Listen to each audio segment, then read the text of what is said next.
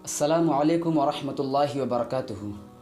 दोस्तों, हज़रत मौलाना सज्जाद नोमानी साहब दामत बरकातहुम ने जो खुला ख़त जनाब असदुद्दीन ओवैसी साहब के लिए लिखा था, उस खुला ख़त को लेकर इस वक्त सोशल मीडिया पर एक हंगामा मचा हुआ है और लोग हज़रत मौलाना नोमानी साहब के शान में गुस्ताखियाँ कर रहे हैं। सिर्फ़ और सिर्फ एक खुला ख़त को लेकर आप यूट्यूब के कमेंट पर जाकर देख लीजिए, आप फेसबुक के कमेंट पर जाकर देख लीजिए, लोग धड़ल्ले से बिना कुछ सोचे बिना कुछ समझे हज़रत मौलाना सज्जाद नोमानी साहब दामत बरकातहुम के शान में गुस्ताखियाँ कर रहे हैं। मेरे दोस्तों, मैंने जब ये तमाम के तमाम कमेंट देखे यूट्यूब वगैरह पे, फेसबुक वगैरह पे, तो मुझे बहुत बुरा लगा।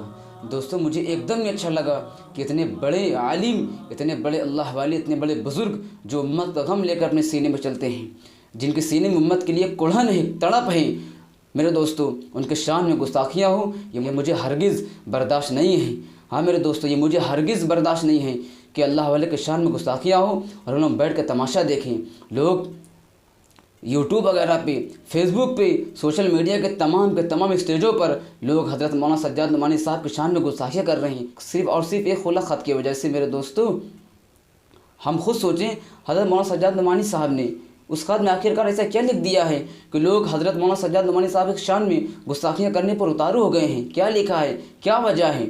सिर्फ़ इतना ही तो लिखा है कि असदुद्दीन ओवैसी साहब से सिर्फ़ और सिर्फ एक अपील की है हज़रत ने, एक दरख्वास्त की है, एक गुजारिश की है कि आप अपनी कैंडिडेट को, आप अपने एमआईएम कैंडिडेट को उसी जगह उतारें जहां से आपको जीतने की पक्की उम्मीद है। उसके अलावा आप अपने कैंडिडेट को कहीं से उतारें नहीं, वरना मुसलमानों के वोट सपा और एमआईएम की वजह से आपस में बढ़ जाएंगे और फिर से मौजूदा हुकूमत भाजपा फिर से वापस आ जाएगी और मुसलमानों पर जुल्म फिर से शुरू हो जाएगा।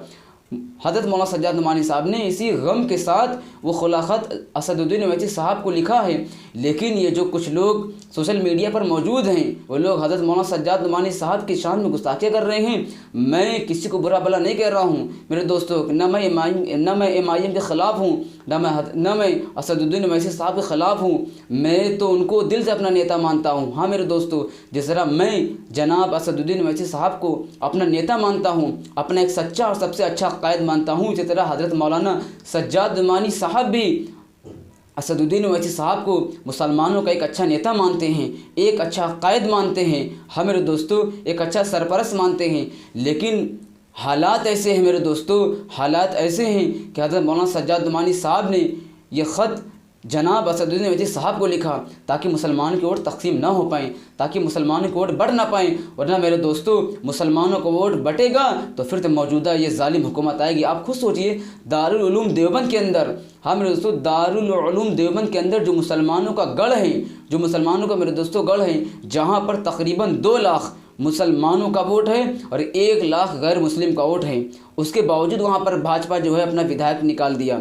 उसके बावजूद वहाँ पर भाजपा के विधायक जीत गया। कैसे जीत गया? कि मुसलमानों का वोट आपस में बढ़ गया। हाँ मेरे दोस्तों, उसी शहर से अखिलेश यादव ने भी मुसलमान को टिकट दे के उतारा और उसी देवबंद जो है कस्बे से मायावती ने भी मुसलमान को टिकट दे के उतार दिया और मुसलमान आपस में बढ़ गए। कुछ मुसलमानों का वोट बसपा की तरफ गिरा, कुछ मुसलमानों का वोट अखिलेश की तरफ गिरा और बीच का रास्ता निकालते हुए अपना विधायक निकाल लिया। इसलिए मेरे दोस्तों, मौलाना सज्जाद नोमानी साहब यही चाहते हैं कि मुसलमानों का वोट बटे ना, बल्कि मुसलमानों का वोट एक तरफा गिरे, ताकि ये मौजूदा हुकूमत ख़त्म हो जाए, इसको जड़ से ख़त्म कर दिया जाए।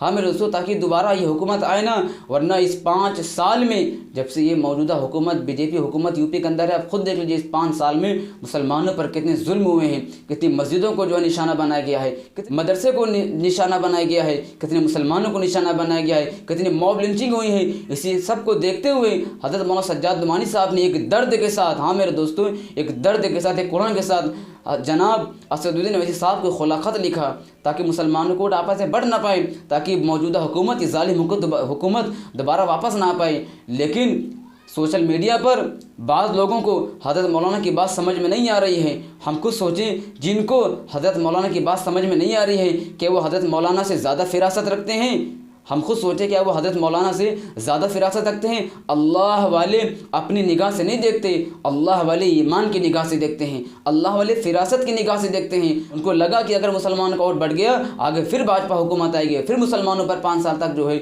जुल्म होगा, फिर मस्जिदों को निशाना बनाया जाएगा, फिर मदरसों को निशाना बनाया जाएगा। लेकिन ये बात हम जैसे छोटे लोगों की समझ में नहीं आ रही है और हम लोग हज़रत मौलाना की शान में गुस्ताखियाँ कर रहे हैं, उनको बुरा भला कर रहे हैं। अल्लाह हमारी हिफाजत फरमाए, अल्लाह हमारी हिफाजत फरमाए, हमारे कौम की हिफाजत फरमाए, हमारी मुसलमानों की हिफाजत फरमाए, कौम के नौजवानों की हिफाजत फरमाए, जो है धड़ल्ले से, जो खुले तौर से बिना कुछ सोचे, बिना कुछ समझे हज़रत मौलाना सज्जाद नुमानी की शान में गुस्ताखियाँ कर रहे हैं, उनको बुरा भला कह रहे हैं। इसलिए मेरे दोस्तों, वो बड़े हैं, उनकी बात बड़ी है, उनकी सोच बड़ी है, उनकी बात हम जैसे छोटे लोग समझ नहीं सकते हैं। उनका और उन जनाब असदुद्दीन ओवैसी साहब का क्या बात है, उन दोनों के बीच में क्या मामला है, वो दोनों बड़े हैं, अपना समझेंगे, लेकिन बीच में हम इंटरफेयर ना करें, बीच में हम दखल अंदाजी ना करें, हम बीच में जाकर बुरा भला एक दूसरे को ना कहें, ना हम असदुद्दीन ओवैसी साहब को बुरा भला कहें, ना हम हज़रत मौलाना को बुरा भला कहें। ये दोनों हमारे बड़े हैं, ये दोनों हमारे अपने हैं। हाँ मेरे दोस्तों, ये दोनों बड़े हमारे हैं, ये दोनों हमारे अपने हैं, दोनों हमारे कायद हैं। मेरे दोस्तों, दोनों के दोनों हमारे कायद हैं। एक हमारा नेता है तो दूसरा हमारा आलिम है। मेरे दोस्तों, एक हमारा जो है नेता की शक्ल में कायद है तो दूसरा हमारे आलिम की शक्ल में कायद है दोनों हमारे कायद मेरे दोस्तों। इसलिए हम दोनों की शान में गुस्ताखी नहीं करेंगे, खासकर हज़रत मौलाना सज्जाद नुमानी साहब की शान में गुस्ताखी तो हम हरगिज़ नहीं करेंगे। जिन जिन लोगों ने कमेंट में जो है हज़रत की शान में गुस्ताखियाँ की गई, वह भी जाकर फ़ौरन कमेंट के अंदर अपने जो है कमेंट को डिलीट करें और अल्लाह से माफ़ी मांगे, अल्लाह से तौबा करें। जब से मैंने मेरे दोस्तों जब से मैंने देखा है यूट्यूब और फेसबुक वगैरह पे हज़रत मौलाना की शान में गुस्ताखी लोग कर रहे हैं, हज़रत मौलाना के जो है ख़िलाफ़ कमेंट कर रहे हैं, मुझे एकदम बुरा लगा। मुझे बर्दाश्त नहीं हुआ कि लोग अल्लाह वाले की शान में गुस्ताखी कर रहे हैं। सिर्फ एक जो है खुला ख़त की वजह से लोग हज़रत मौलाना की जो है शान में गुस्ताखियाँ करें, खुल्ला बिना कुछ सोचे, बिना कुछ समझे। हम जैसे छोटे लोग बड़ों की शान में गुस्ताखियाँ करेंगे? तो मेरे दोस्तों, तौबा करें। जिन लोगों ने हज़रत मौलाना के ख़िलाफ़ बोला है, सब फ़ौरन जो है कमेंट को जाके डिलीट करें, अल्लाह से माफ़ी मांगे, अल्लाह से तौबा करें। हम अल्लाह के जो है बुज़ुर्गों के ख़िलाफ़ जाएंगे, आलिमी दिन के ख़िलाफ़ जाएंगे। हम उनसे ज़्यादा सोच समझ रखते हैं, जिनके पास कुरान के 30 पारे के 6666 आयतों का इल्म हो, हम उनसे बड़े हैं जो है दिमाग में, हम उनसे सोच में बड़े हैं। जिनके पास हदीसों का इल्म हो, हम उनसे बड़े हैं दिमाग में, सोच में, हम उनसे ज़्यादा सोच रखते हैं, हम उनसे ज़्यादा बड़ी सोच रखते हैं। तौबा करें अपने इस अमल से और नियत करें आज के बाद से कभी किसी आलिम दिन के ख़िलाफ़ नहीं जाएंगे।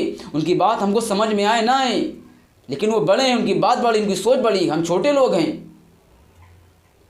अल्लाह हमें माफ़ फरमाए, हमारे उन नौजवानों को भी अल्लाह माफ़ फरमाए। हज़रत जो लोग हज़रत मौलाना सज्जाद नुमानी साहब की शान में गुस्ताखी किए हुए हैं, सबको अल्लाह माफ़ फरमाए।